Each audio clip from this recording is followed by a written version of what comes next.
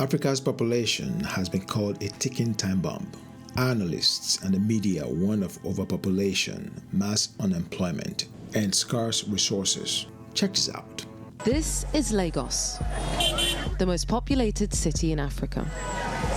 It's the financial capital of Nigeria, the continent's largest economy. What was once a small coastal town is now a heaving metropolis attracting economic migrants from all over West Africa. But as the city's population keeps growing, you can really feel the infrastructure buckle under the pressure. So here's another example from The Economist. If Africa is struggling to feed 1 billion people, it is hard to see how it could feed 4 billion in the future. Though the past decade has been relatively peaceful, perhaps a population boom will fuel civil strife. What if that's not the way to think about Africa's population? First, welcome. This is Progress Uncluttered. Here we spotlight how we move forward together.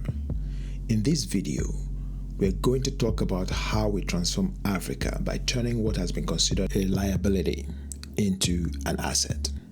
Yes, Africa's population is growing. In 2023, Africa's population was estimated to be around 1.4 billion people. That was almost 20% of the global population of 8 billion. But by 2050, Africa's population is projected to almost double to approximately 2.5 billion people. That would make it over a quarter of the global population. However, rather than a bomb waiting to explode, what if this is actually the continent's greatest opportunity? With over 60% of the population under the age of 25, Africa is a continent filled with energy, ideas, and innovation.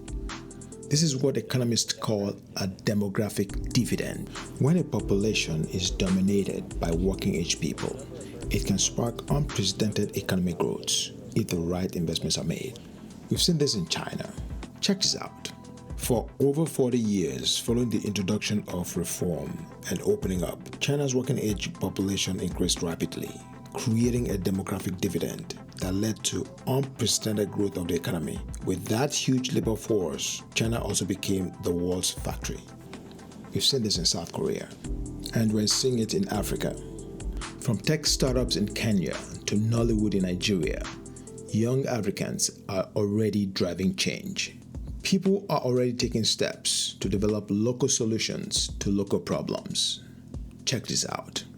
In 2007, Safaricom, a major telecom company in Kenya, introduced M-Pesa, a mobile money service that quickly gained popularity in the Kenyan market. M-Pesa allows people to transfer money using their phones and has become the most successful service of its kind globally. Initially, M-Pesa was created to enable repayment of microfinance loans through mobile phones, cutting down on cash handling costs and enabling lower interest rates. But it turns out that this simple system, initially built off of text messaging with no smartphones or apps required, used for everything from paying electricity bills to school fees, makes a significant difference for poor families. By 2050, Africa will have the largest workforce in the world.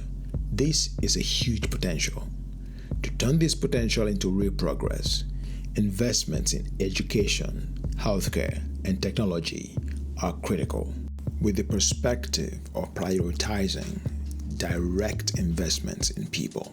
Every economic policy should focus on ensuring the right information and low-cost financing are available to anyone, especially young people, with ideas for new businesses or social organizations.